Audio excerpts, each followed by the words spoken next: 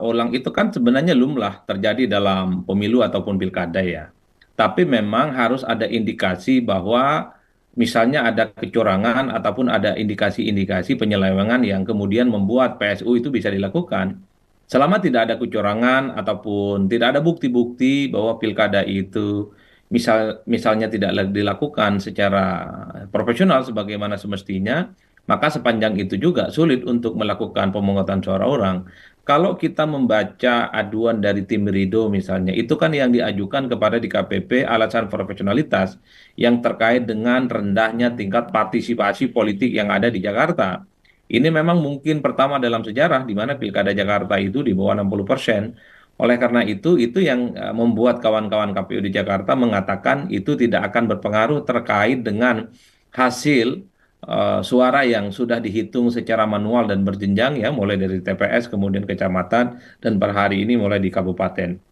Oleh karena itu, PSU itu kan ada syaratnya, ada kecurangan, ada bukti-bukti yang valid, sehingga kemudian KPU itu merekomendasikan bahwa akan ada pemungutan suara di sejumlah TPS yang saya kira itu memang perlu untuk dilakukan. Tapi kalau tidak ada bukti-bukti yang valid, tidak ada bukti penunjang bahwa ada kecurangan terkait dengan pemilu ya, ataupun pilkada di Jakarta, saya kira memang agak sulit untuk dilakukan PSU, Mas. Saya kira di situ, Mas Tifal.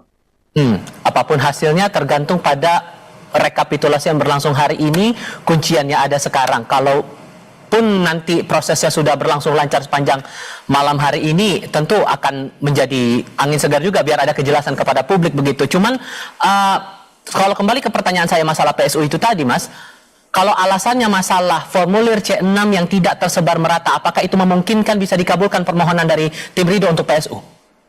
Nah, itu yang sebenarnya sedang akan kita tunggu karena sebenarnya formulir C itu sebatas undangan untuk mencoblos dan bahkan sebenarnya bagi siapapun yang tidak mendapatkan undangan mencoblos itu kan bisa menggunakan KTP ataupun kartu keluarga datang ke TPS menunjukkan bahwa dirinya adalah sebagai orang yang kemudian juga berhak untuk memberikan suara di TPS.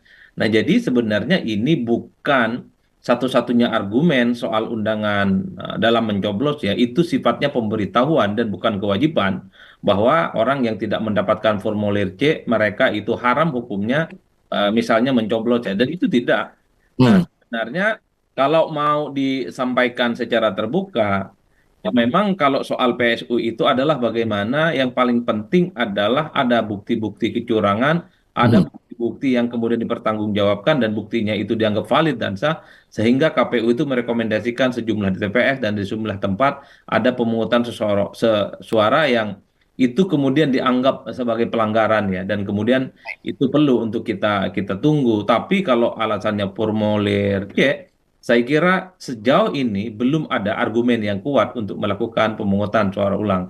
Karena orang datang ke TPS sekalipun tidak dapat undangan, itu bisa menggunakan KTP ataupun kartu identitas yang valid yang menunjukkan bahwa dirinya sudah terdaftar di TPS tertentu.